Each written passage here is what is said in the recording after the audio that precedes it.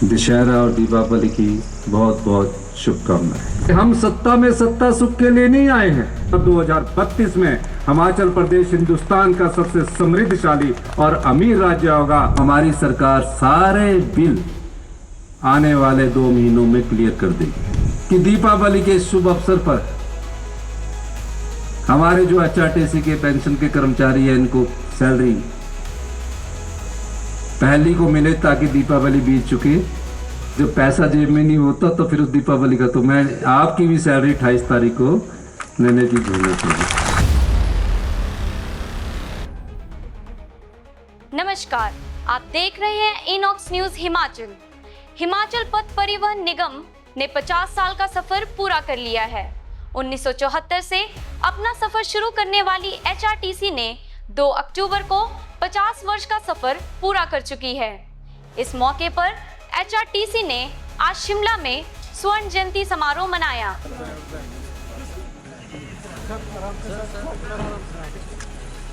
जिसमें मुख्यमंत्री सुखविंदर सिंह सुक्खू मुख्य अतिथि के रूप में शामिल हुए।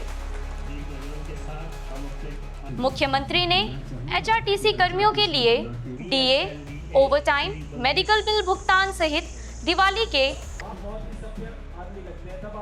सिर्फ यही नहीं, मुख्यमंत्री ने प्रदेश के सरकारी कर्मचारियों की तर्ज पर एचआरटीसी कर्मियों को 4% डीए देने की घोषणा के साथ इस माह 28 अक्टूबर को वेतन और पेंशन देने का ऐलान किया।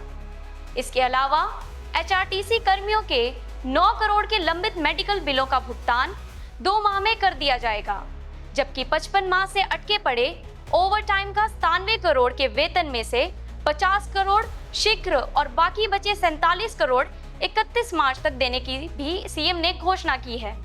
मुख्यमंत्री सुखविंदर सिंह सुक्खू ने कहा कि 40 वर्ष पूर्व मेरे पिताजी ने एचआरटीसी में चालक के रूप में काम करते थे, इसलिए वह एचआरटीसी कर्मियों के दर्द को समझते हैं। उस वक्त निगम के बड़े में 800 बसें थी, जो अब 3200 से ज्यादा हैं। मुख्यमंत्री ने कहा कि सरकार एचआरटीसी को 700 करोड़ से अधिक की ग्रांट हर वर्ष देती है, लेकिन अब एचआरटीसी को भी कार्य प्रणाली में बदलाव लाना पड़ेगा ताकि निगम को घाटे से उभारा जा सके। ग्रीन हाइड्रोजन प्रोजेक्ट को अगले महीने में शुरू करेंगे। दशहरा और दीपावली की बहुत बहुत शुभकामनाएं। 40 वर्ष पहले मेरे पिताजी, पूजनीय पिताजी ने एचआरटीसी में चालक के पद के रूप में कार्य किया।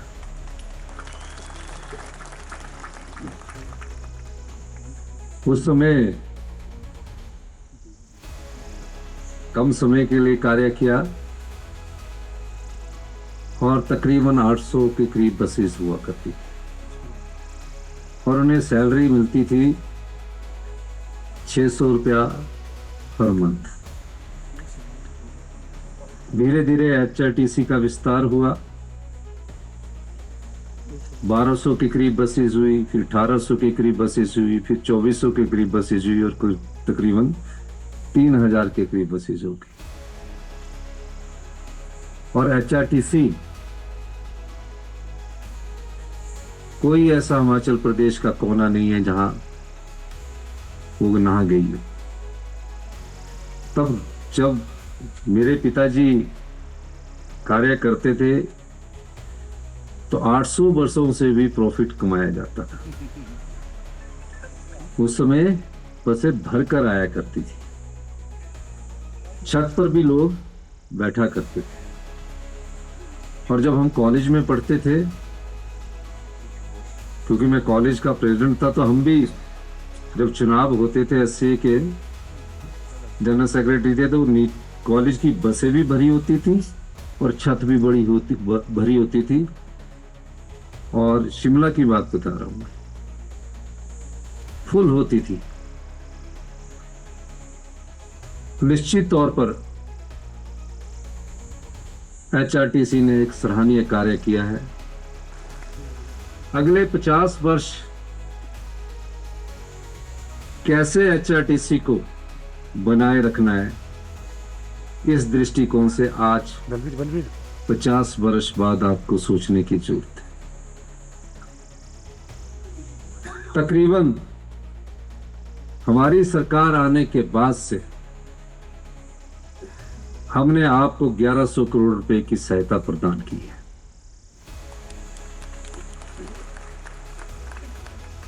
आपके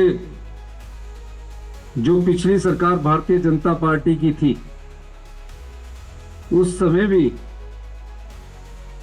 आपके जो पेंशन थी वो 10, 12 दिन, 15 दिन बाद मिला करती थी। 3-3 महीने भी की मेरी मुख्यमंत्री महोदय से चर्चा हुई और हमने कहा कि इसको रेगुलेट करना है,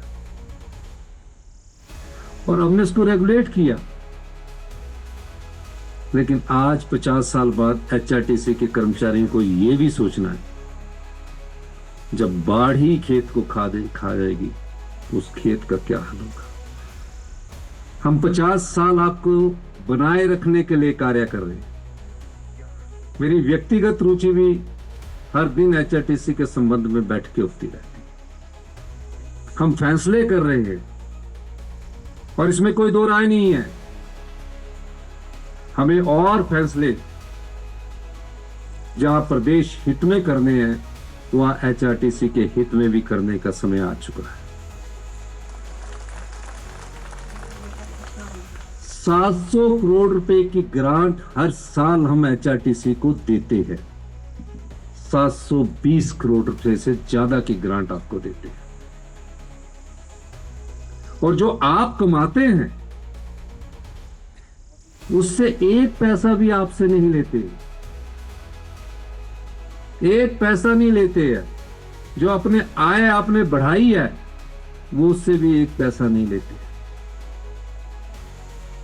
कहीं ना कहीं तो व्यवस्था परिवर्तन करना होगा। मैं हमारे जो कर्मचारी नेता है उनका बात सुन रहा था कि 55 महीने से ओवर टाइम नहीं मिला, यानी कि 5 साल से ओवर टाइम नहीं मिल रहा है, नाइट नहीं मिल रही। मैं जानता हूं, उस पीड़ा को भी जानता हूं। गोपाल शर्मा जी जो आईएएस से रिटायर्ड है, मेरे पड़ोसी हुआ करते थे। कई बार ये भी नाइट भरा करते थे, हम भी भरा करते थे। साधुपुर, रनाट, बागी पुल, या ऐसी नाइटें होती तो बसें ऐसे चलती। और ओवर टाइम नहीं मिलना, नाइट नहीं मिलना, परिवार पर थोड़ा दबाव रहता है। मैं पीड़ा आपकी जानता हूं, लेकिन आपको भी एक विश्वास कर रखना है। आपकी भी दृढ़ इच्छा शक्ति होनी चाहिए कि सरकार ही ने बदलाव करे, आपको अपनी कार्य प्रणाली में भी बदलाव लाना पड़ेगा। 11 दिसंबर 2022 को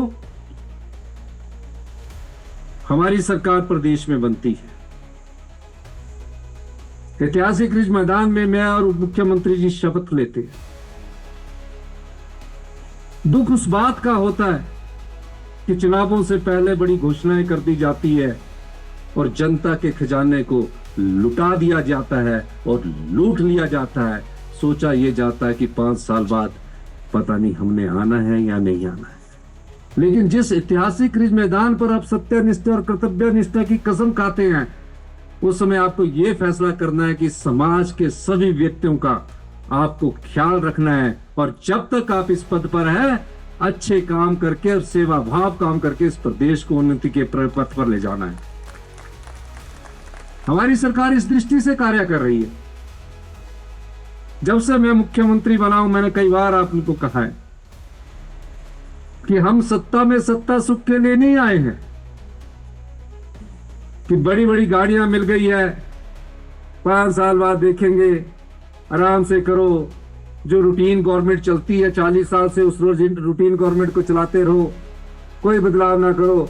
यहां से भी कर्जा लो, वहां से भी कर्जा लो और आगे बढ़ते जाओ। हम उसके लिए नहीं आए। हम आए हैं व्यवस्था परिवर्तन करने के लिए, जिससे समाज के सभी वर्गों की उचित सम्मान मिले और आत्म सम्मान की जिंदगी जी सके। जब मैं और उप मुख्यमंत्री जी अपने राज्य के खजाने का अध्ययन कर रहे थे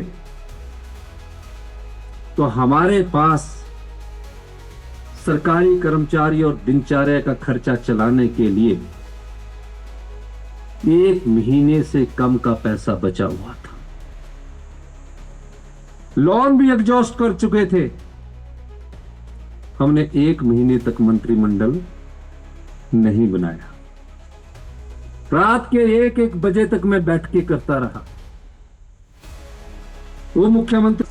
और इसके अलावा 2026 तक हम पूरी एचआरटीसी को इलेक्ट्रिकल और रिन्यूएबल एनर्जी के माध्यम से आगे बढ़ाना चाहते हैं। मैंने अभी चर्चा की है, आरंभिक चर्चा की, हम ग्रीन हाइड्रोजन पर भी जाएंगे और आने वाले समय में हिमाचल प्रदेश ग्रीन हाइड्रोजन के मामले में आगे बढ़ने जा रहा है। पहला ग्रीन हाइड्रोजन का प्रोजेक्ट जो है, अगले महीने में उसका शिलान्यास करने जा रहा हूं। 8 महीने में हम उस ग्रीन हाइड्रोजन से उत्पादन शुरू कर देंगे। अभी मैंने रेलवे मिनिस्टर्स को चिट्ठी लिखी और कहा, कालका से शिमला जो ट्रेन है, हेरिटेज ट्रेन है, और जो जोगिंदरनगर पठानकोट हमारी हेरिटेज ट्रेन है, वो ग्रीन हाइड्रोजन से चलनी चाहिए। और मैं चाहूंगा कि 500 जो इलेक्ट्रिकल बसेस के अलावा जो नई टेक्नोलॉजी आ रही है, ग्रीन हाइड्रोजन भी एचआरटीसी की बसों में शामिल किया जाए। अभी आपकी एक बस डीजल से चलाने का खर्चा 65 से 70 रुपए के बीच में आता है।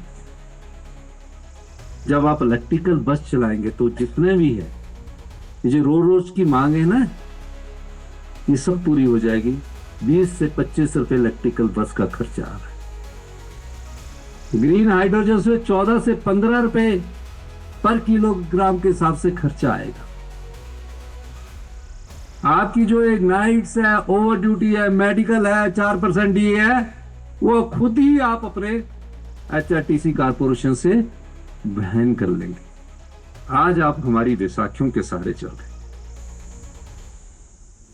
आपके साथ किसी प्रकार का अन्याय ना हो, किसी प्रकार से आपको सताया ना जाए, मेरे मन में हमेशा से दर्द रहता है। पूरे प्रदेश का दर्द है, ऐसा नहीं है कि आपका नहीं है। पूरे प्रदेश के कर्मचारियों को हमने अगर ओल्ड पेंशन स्कीम दी, एचआरटीसी कारपोरेशन होने के बाद अगर हमने ओल्ड पेंशन स्कीम दी, वो हमारी एक कटिबद्धता थी कि आपको सामाजिक सुरक्षा देनी है। हमने कोई राजनीतिक लाभ के लिए नहीं दी। कोई चुनाव था उस समय, सरकार बने हुए 3 महीने हुए थे, चुनाव तो 2027 में होना था। लेकिन ये सब बातें चुनाव आते आते सब लोग भूल जाते हैं। हमने सामाजिक सुरक्षा क्यों दी? क्या कारण था कि मेरे मन में ये बात थी? क्या कारण था, मेरे दिमाग में ये सोच थी? जब मेरे पिताजी 84 में 40 वर्ष पहले रिटायर हो गए, मेरी माता जी आज भी जिंदा, उनको फैमिली पेंशन मिलती है। वो आज भी बड़े स्वाभिमान से कहती है, पुराने जमाने के बुजुर्ग है, यहाँ जेब होती है, आपको पता है, जो बुजुर्ग होते यहाँ से 500 रुपए का नोट निकालकर आज भी अपने बेटे को देती है। क्यों? वो हमसे पैसा नहीं लेती, क्योंकि उसको सरकार ने सामाजिक सुरक्षा मुहैया करवाई है और बड़े गर्व से कहती है कि ये पैसा मैं अपने पति की कमाई का तुमको दे रही, तुमसे मांग नहीं रही। तो ये सोच है। और ऐसा नहीं है कि जैसे जैसे प्रदेश आत्मनिर्भर बनता जाएगा, जहां पेंशन नहीं मिली है वहां भी हम पेंशन देने का प्रयास करते जाएंगे। और इस ओल्ड पेंशन से कितना नुकसान प्रदेश सरकार को हुआ। हमारे लोन की लिमिट को काट दिया गया। लोन की लिमिट आरबीआई तय करती है। ये जो भारतीय जनता पार्टी के लोग कहते हैं ना कि लोन ले लिया, लोन ले लिया, आप जयराम जी बहुत बड़ी बातें करते हैं। 85,000 करोड़ रुपए का लोन इस सरकार पर छोड़कर पिछली भारतीय जनता पार्टी की सरकार गई। 10,000 करोड़ की सिक्स पे कमीशन की लाइबिलिटीज, 10,000 करोड़ की सिक्स पे कमीशन दे दिया गया आपको। 50,000 रुपया सरकारी विभागों में एरियर दे दिया गया, लेकिन 10,000 करोड़ रुपया की लाइबिलिटी हम पर छोड़कर देगी। HRTC में 50% महिलाओं को फ्री सुविधा मिले, बिजली का बिल माफ कर दिया जाए, पानी का बिल माफ कर दिया जाए, 900 संस्थान खोल दिए गए, HRTC के डिपो खोल दिए गए। क्या किया? इस प्रदेश के लोगों को धोखा दिया गया, यहाँ की संपदा को लुटा दिया गया। 900 संस्थान खोले, कर्मचारियों की नियुक्ति नहीं की, नोटिफिकेशन की। फैसला हमारी सरकार को करना था, हमने फैसले किए। उस गंभीर वित्तीय स्थिति से हमने निपटारा किया और आज हम उस आर्थिक स्थिति से ऊपर उभरकर वित्तीय अनुशासन में आ गए। और मैं बार बार कहता हूं,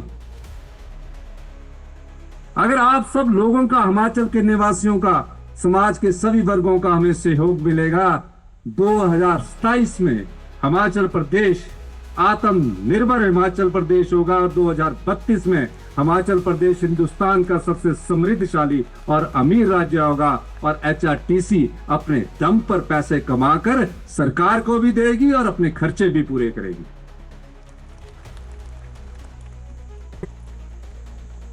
वित्त मंत्री का दायित्व है, हमारे परिवार में अगर हमको 100 रुपया हर महीने पे के रूप में मिलता है, तो 100 रुपए के अंदर हम बच्चों की फीस, खाने का खर्चा, मान लीजिए सब्जी, घूमना, पिक्चर देखना, बच्चों ने एंजॉय करना है, कहीं बाहर जाना, सब करते हैं, फिर भी कुछ पैसे जोड़ के रखते हैं कि हमारे को बीमारी के समय काम आएंगे।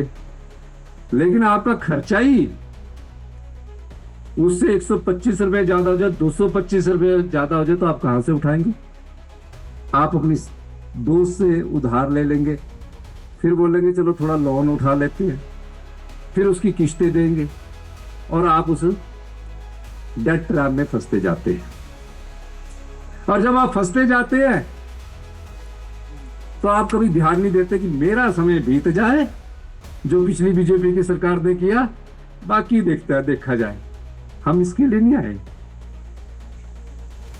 और वित्त मंत्री के रूप में मेरा यह दायित्व है कि जो नुकसान पिछली बीजेपी की सरकार ने किया है, उस नुकसान के अलावा हिमाचल प्रदेश अपने पांव पर कैसे खड़ा हो, उस दृष्टि से मैं काम कर रहा हूं। पिछले दिनों मैंने 4 दिन जो फिजिकल डिसिप्लिन था, कैश फ्लो मिसमैच था, 3 करोड़ रुपया कितने सालों से इंटरेस्ट के रूप में RBI ले जाती थी, क्योंकि हम 1200 करोड़ रुपया पे का देते थे, 800 करोड़ रुपया पेंशन का पहली तारीख को देते थे, उसके एवज में जो ब्याज होता था 3 करोड़ रुपया हमसे RBI ले जाती थी। मैंने वित्त विभाग के नाते मैंने जब अधिकारियों की बैठक ली, हमें बड़े माइक्रो लेवल पर देखता हूं हर चीज को, तो पता चला कि जी 36 करोड़ रुपया तो हम इंटरेस्ट का देते हैं। आपकी पे नहीं है उसमें, वो सिर्फ सरकारी विभागों की पे है। आपकी बिजली बोर्ड की, आपकी HRTC की, पोल्यूशन कंट्रोल बोर्ड, उनकी किसी की पे नहीं है। आप तो अपने साधनों से भी करते हैं। मैंने पूछा ये क्यों हुआ? कहते किसी ने आज तक फाइनेंस डिपार्टमेंट सिर्फ ये था कि ये अप्रूवल दे दो, वो अप्रूवल दे दो, इसके अलावा कोई देखता ही नहीं था इस विभाग को।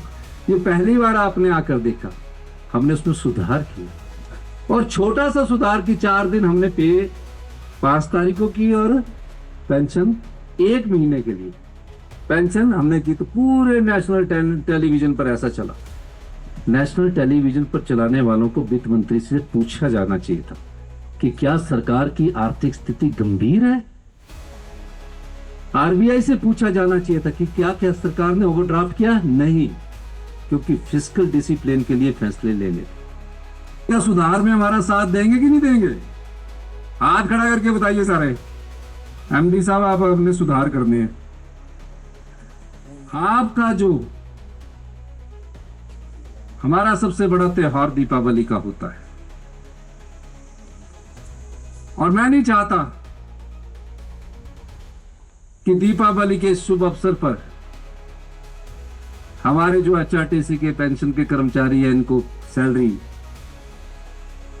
पहली को मिले, ताकि दीपावली बीत चुके। जब पैसा जेब में नहीं होता तो फिर उस दीपावली का तो मैं आपकी भी सैलरी 28 तारीख को लेने की जरूरत होगी। इसके अलावा आपके जो मेडिकल बिल 9 करोड़ रुपए के हैं, वो हमारी सरकार सारे बिल आने वाले 2 महीनों में क्लियर कर देगी। इसके अलावा 55 महीनों से जिनका, क्योंकि मैं जानता हूं जो भी ओवर टाइम है आपका, जिसमें एचआरटीसी को भी सहयोग करना पड़ेगा, हम जो भी ओवर टाइम आपका 55 महीने का है, कितने करोड़ होगा? 97 करोड़ किस चीज का है? उसमें से 50 करोड़ रुपए देने की मैं घोषणा करता हूं 50-50। और 31 मार्च 2024 तक आपके सारे 97 करोड़ एचआरटीसी ने जो कमाया होगा उसके साथ मिलकर और हमारे साथ मिलकर हम इसको पूरे एचआरटीसी के पूरे 5 साल के जो पेंडेंसी है उसको हम क्लियर कर देंगे। 5 साल की जो आपकी पेंडेंसी है, जो बेचारे 1 घंटे ओवर टाइम जाते हैं, नाइट में जाते हैं, और दिसंबर तक हम आधा करेंगे, दिसंबर के अगले 3 महीने में आधा करेंगे। पर आपने भी ये सोचकर काम नहीं करना कि ये सरकार आती है, ये सरकार जाती है। आपने ये सोचकर काम करना है कि ये हमारा एचआरटीसी हमारा परिवार पालने का एक अच्छा साधन है, ये हमारा बगीचा है, इसको सींचना पड़ेगा, इसमें अनुशासन लाना पड़ेगा, इसकी ढंग से प्रूनिंग करनी पड़ेगी, तब अच्छे फल होंगे ना। आप ये सोचिए कि अगले 3 साल में हमने एचआरटीसी को भी अपने पांव पर खड़ा करना है और 1500 बसों की जो फाइनेंशियल सपोर्ट है वो हमारी सरकार आप लोगों को देगी, लेकिन आपको अपने पांव पर खड़ा करना है। 110 करोड़ रुपया मैंने इलेक्ट्रिकल चार्जिंग स्टेशन के लिए दिया है। और आपको मैं और बताना चाहती हूँ, अब जो बस स्टैंड है वो हम सरकार बनाएंगे, एचआरटीसी को उसका किराया देना पड़ेगा, वो मेरी इनसे चर्चा हुई है। जो आपका अड्डे होंगे वो आप चलाइए, लेकिन उसका आप भी बनाइए। ये सारी चीजें मैं आपको इसलिए दे रहा हूं, इस परिवार से मैं निकला हूं, इस हिमाचल प्रदेश में हमारा सबका दायित्व बनता है। हमें समाज के सभी लोगों की सोच को आगे बढ़ाना है, और मैं दावे के साथ कर सकता हूं ये इतना सुंदर प्रदेश है और हमारी जिंदगी बड़ी सादगी पूर्ण जिंदगी है, सभी 75 लाख लोगों की। और जब हम पहाड़ के लोग ठान ले तो कुछ भी है, जो भी असंभव है उसको संभव कर सकते हैं। अगर एचआरटीसी के लोग ये ठान लेंगे कि 31 मार्च 2026 तक हम एचआरटीसी को आत्मनिर्भर बनाएंगे, सब जो लीकेज है उसको बंद करेंगे, रूट्स का रैशनलाइजेशन करेंगे और सब तरीके से हम आगे बढ़ेंगे, कई और सोच के साथ आगे बढ़ेंगे, तो आपको ये जो 55 महीने का टीएडीए सब आपको समय पर मिलेगा। तो क्या आप बढ़ेंगे कि नहीं बढ़ेंगे? हाथ वही खड़े करना जो करेंगे। सबकी वीडियोग्राफी हो रही है, कोई हड़ताल पर जाने से किसी को कोई पता असर नहीं होता। अभी पीछे हड़ताल पर के कोई असर नहीं, वो उनका अधिकार है, उसमें जाना भी चाहिए, क्योंकि हम तो खुद स्टूडेंट्स मूवमेंट से निकले, हड़ताल लेकर के यहां पहुंचे हैं। हम तो हर जगह, हर जीवन की राजनीति में हर जगह लड़ते ही आए हैं, लेकिन आत्मनिर्भर बनाने के लिए हमारी सरकार आपको पूरा सहयोग देगी। मुख्यमंत्री जी से मेरी इस बारे में चर्चा हुई है, आगे और चर्चा भी होगी, और निश्चित तौर पर हम ग्रीन एचआरटीसी का करने जाएंगे। और मैं आज ये भी घोषणा करता हूँ, अगले 4 महीने में एचआरटीसी के सभी कर्मचारी अधिकारियों के पास इलेक्ट्रिकल गाड़ी होनी चाहिए, डीजल वाली गाड़ी नहीं होनी चाहिए। ये आप आरएम से लेकर डीएम से लेकर फैसला आपने करना है।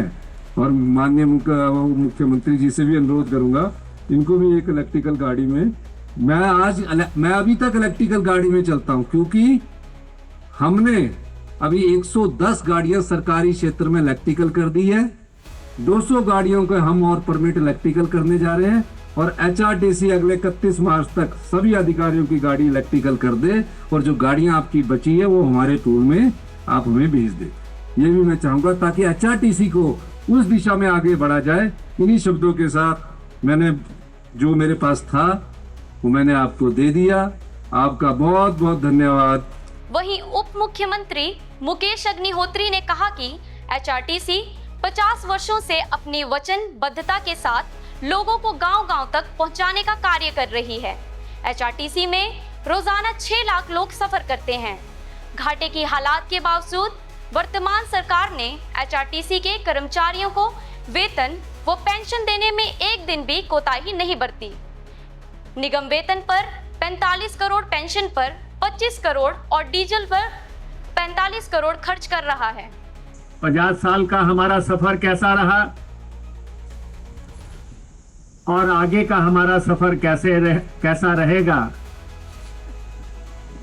हमारे एमडी साहब अभी कह रहे थे कि आगे का सफर बहुत चुनौतीपूर्ण रहेगा,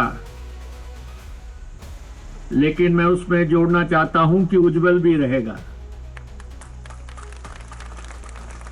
और मुख्यमंत्री जी यहां पे आए हैं और ट्रांसपोर्ट डिपार्टमेंट से, ट्रांसपोर्ट से उनका बहुत गहरा रिश्ता रहा है। एक भावनात्मक रिश्ता भी है। माननीय मुख्यमंत्री जी के पिताश्री ने इस ऑर्गेनाइजेशन को सींचा, और जब आज उनका बेटा प्रदेश का मुख्यमंत्री है तो बहुत उम्मीदें हो जाती हैं।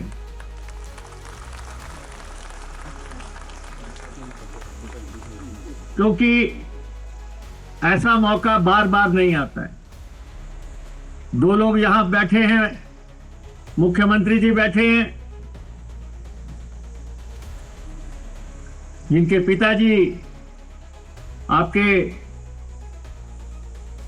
साथी रहे। हमारे एमडी साहब के पिताजी, उन्होंने यहां पे सर्विसेज दी, और सबसे महत्वपूर्ण तो यह है कि 24/7 जो है, 24 घंटे 7 दिन जो ऑर्गेनाइजेशन अपनी सेवाएं दे रहा है पिछले 50 साल से लगातार, उस ऑर्गेनाइजेशन, ये भी एक आपात सेवा ही है। आप लगातार देखते हैं कि हमारे कर्मचारी पंडाल में बैठे हुए हैं, लेकिन उनकी चिंताएं रूट चलाने की हैं। बस लेके जाना है, उसके साथ जाना है। और यहाँ पे ऐसे कर्मचारी भी अभी सामने आए जिन्होंने अपने जीवन काल में कोई छुट्टी नहीं ली, 25-25 साल से गाड़ी लगातार चलाई है। तो हमें बड़ा गौरव है हमारी एचआरटीसी पे। हमने खुद एचआरटीसी में बहुत सफर किया है।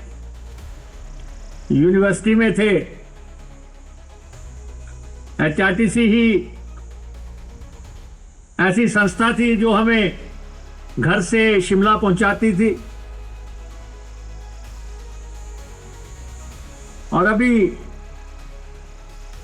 20-25 साल पहले जब हम दिल्ली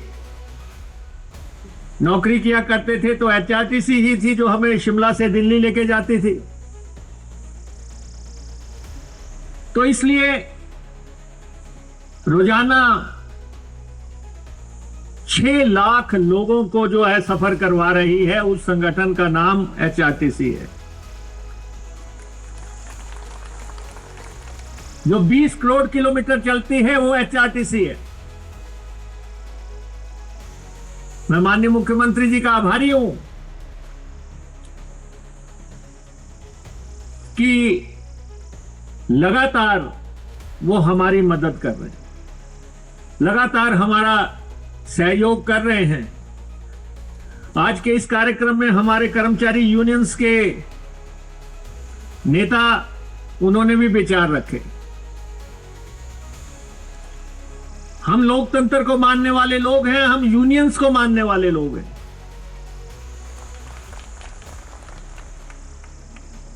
क्योंकि हम खुद चुन के आते हैं और डायलॉग से ही किसी भी समस्या का हल निकलता है।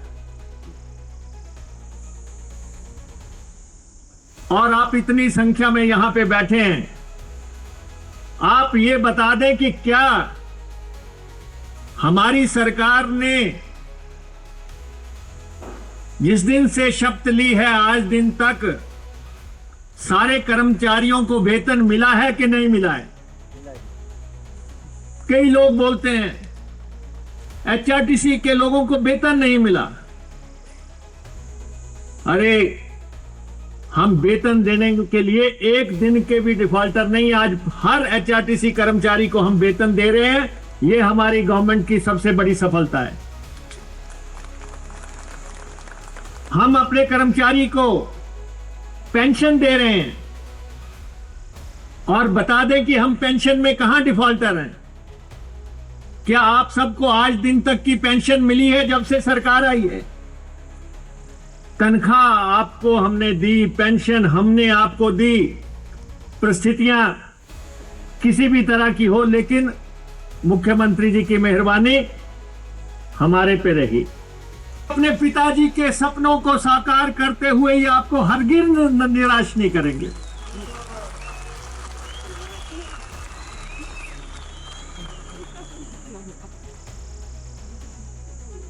इन्होंने,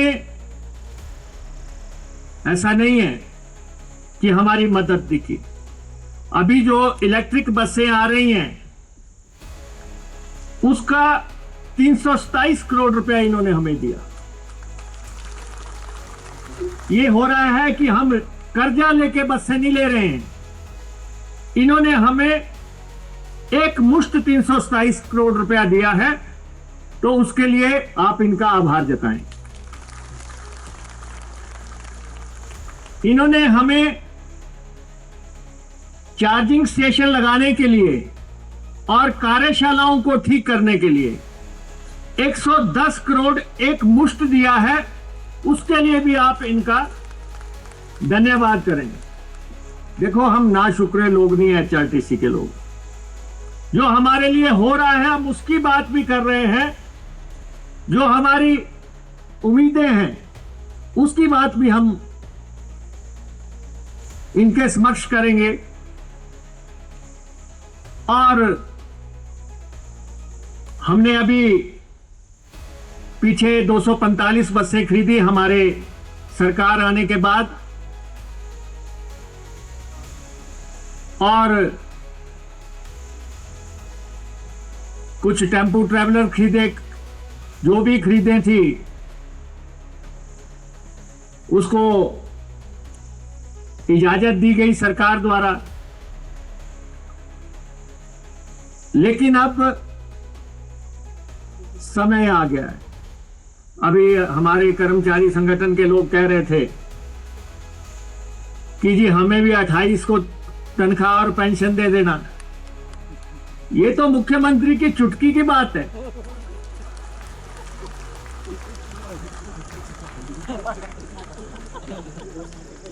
ये आप कह रहे थे कि कर्मचारियों को 4% महंगाई भत्ता दे दिया, तो ये तो मुख्यमंत्री जी जानते हैं कि देना है।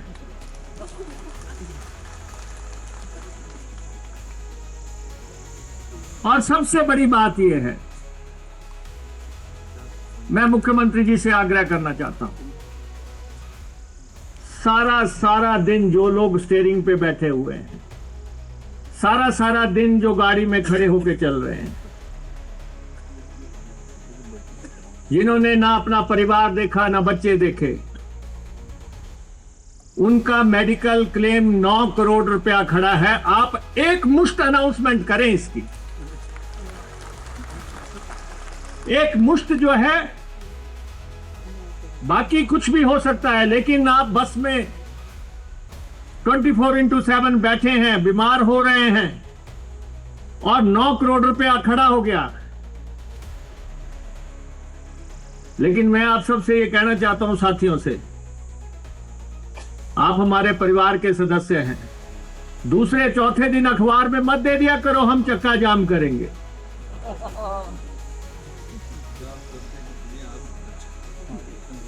सरकार को आपको भी सहयोग करना, जब सरकार आपकी है, कर्मचारियों की सरकार है। अगर आपको ओपीएस दिया तो किस सरकार ने दिया? जो हमसे पहले वाले थे उन्होंने तो कह दिया था कि ओपीएस दिया ही नहीं जा सकता, संभव ही नहीं है। हमने हिमाचल प्रदेश के कर्मचारियों को दिया तो मुख्यमंत्री जी ने एचआरटीसी के कर्मचारियों को भी ओपीएस देने की इजाजत दी। ये बहुत बड़ी बात है। आपका जीवन सिक्योर करने के लिए अगर एचआरटीसी को ओपीएस दी गई है तो आपको धन्यवाद ही होना चाहिए। और हम चाहते हैं, अब हम देखते हैं, हमारे पत्रकार साथी भी यहां पे बैठे हुए हैं, पाकिस्तान के बेहतरीन ड्राइवरों में से एक है।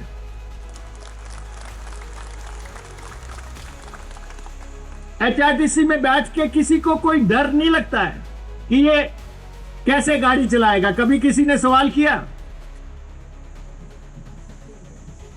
और हम अभी ड्राइवर्स की भर्ती कर रहे हैं, 350 नए ड्राइवर्स एचआरटीसी के बेड़े में जुटेंगे। 350 कंडक्टर अभी हमने भर्ती किए हैं और पूरी तरह कमीशन से भर्ती की है। ड्राइवर की भर्ती भी हम ऐसा ही कर रहे हैं, क्योंकि जिसको 50 लोगों की जान लेके चलना है उसमें किसी की सिफारिश नहीं चल सकती, वो बेहतरीन ही होने चाहिए।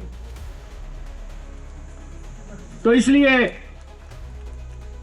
हमें बहुत फक्र है इस ऑर्गेनाइजेशन पे, जिस ढंग से सेवाएं दी गई हैं, हजारों किलोमीटर्स की।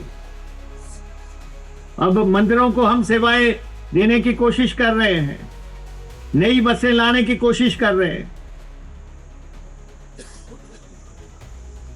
लेकिन 2-3 बातें जो मुख्यमंत्री जी को मैं बताना चाहता हूं, मालूम इनको भी है क्योंकि बहुत नजदीकी से ये एचआरटीसी से जुड़े रहे हैं।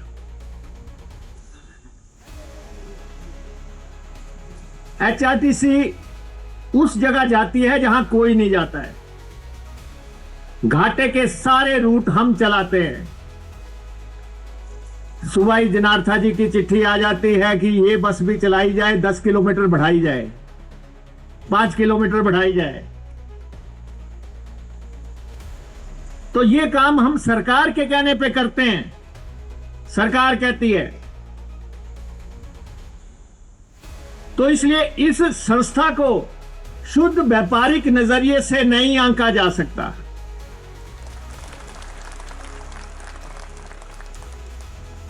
ये संस्था वेलफेयर के लिए काम कर रही है, प्रदेश के लोगों के वेलफेयर के लिए यह संस्था काम कर रही है।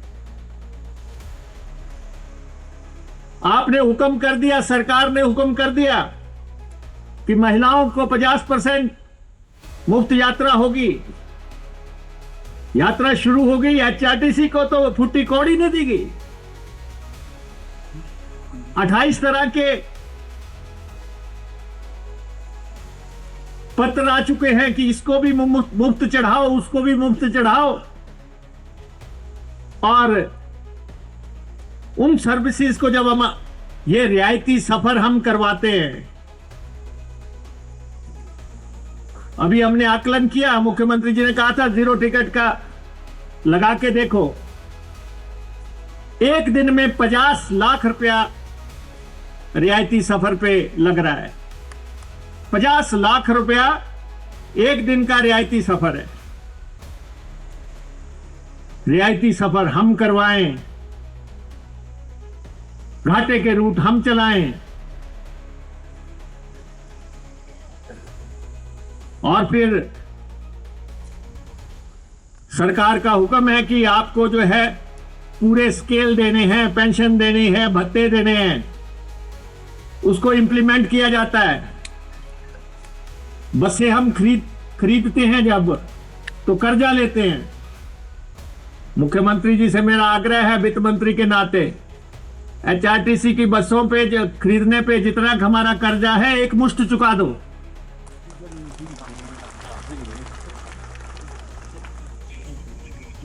और हमने अभी इजाजत दी, सरकार ने हमें 200 नई बसें खरीदने की। हमारा इनसे आग्रह है कि बसें हम खरीदेंगे, लेकिन गारंटी तो भर दो, क्योंकि खजाना तो इनके पास है। हमारे कहने पे तो कोई बस देगा नहीं। जब ये कहेंगे वित्त मंत्री के नाते कि हाँ इनको दे दो, मैं बैठा हूं, तो वो बसें आएंगी। और मैं मुख्यमंत्री जी से यह भी कहना चाहता हूं, किसी का हक लंबे समय तक नहीं मारा जा सकता।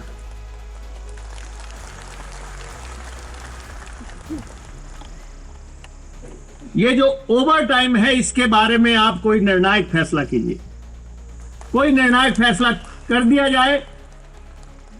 जिन्होंने काम किया है, जिन्होंने रात रात भर बसें चलाई है, उनके ओवर टाइम के भुगतान के बारे में फैसला आपको करना है। वैसे मैं आपको बता दूं, जिसको मुख्यमंत्री ने देना होता है दे रहे हैं।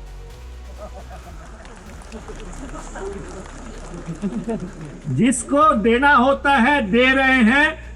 आप भी अभी मुख्यमंत्री जी मंच पे आ रहे हैं और तालियों सीटियों से इनका स्वागत करें, ताकि ये सब चीजें दे के जाएं।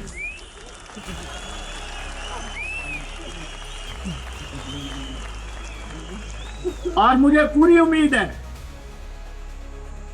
कि ये 50वां साल गोल्डन ईयर तो है ही, लेकिन मुख्यमंत्री जी के यहां मंच पे आने पे ये और सुनहरा हो जाएगा, ये और सुनहरा हो जाएगा। लेकिन मैं आप लोगों को भी कहना चाहता हूं, एचआरटीसी एक अनुशासनात्मक संस्था है। साथ ही में एचआरटीसी के एमडी रोहन चंद ठाकुर ने भी अपने विचारों को साझा करते हुए कहा कि इस अवधि में निगम ने एक लंबी और प्रेरणादायक यात्रा तय की है।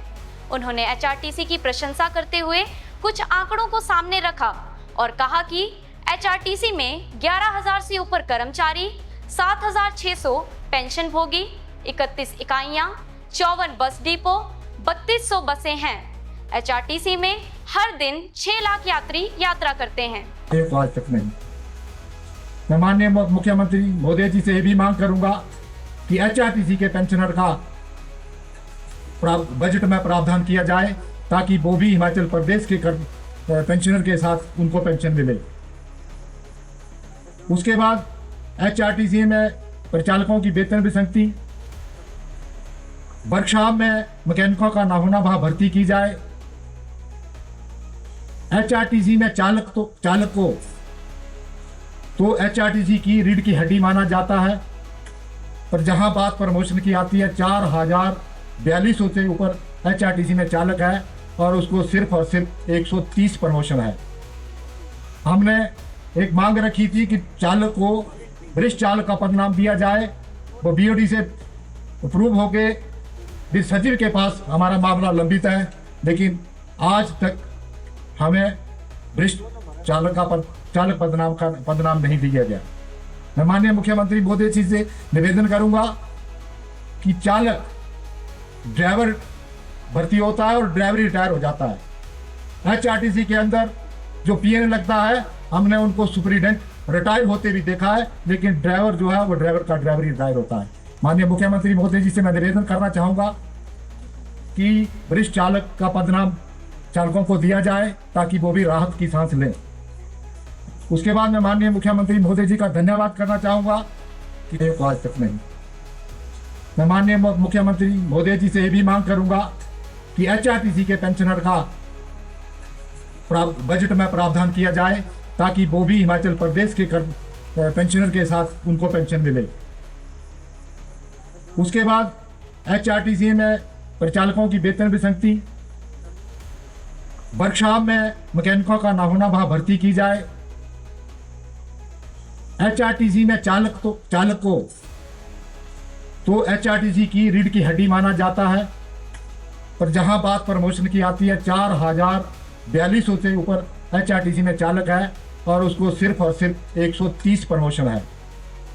हमने एक मांग रखी थी कि चालक को वरिष्ठ चालक का पदनाम दिया जाए। वो BOD से अप्रूव होके वित्त सचिव के पास हमारा मामला लंबित है, लेकिन आज तक हमें वरिष्ठ चालक पदनाम नहीं दिया गया। मैं माननीय मुख्यमंत्री महोदय जी से निवेदन करूंगा कि चालक ड्राइवर भर्ती होता है और ड्राइवर रिटायर हो जाता है। HRTC के अंदर जो PN लगता है हमने उनको सुपरिटेंडेंट रिटायर होते भी देखा है, लेकिन ड्राइवर जो है वो ड्राइवर का ड्राइवर ही रिटायर होता है। माननीय मुख्यमंत्री महोदय जी से मैं निवेदन करना चाहूँगा कि वरिष्ठ चालक का पदनाम चालकों को दिया जाए ताकि वो भी राहत की सांस लें। उसके बाद मैं माननीय मुख्यमंत्री महोदय जी का धन्यवाद करना चाहूँगा। हिमाचल की डेली न्यूज के लिए देखते रहिए इनॉक्स न्यूज हिमाचल। मैं हूं आपके साथ गुलनाज। नमस्कार।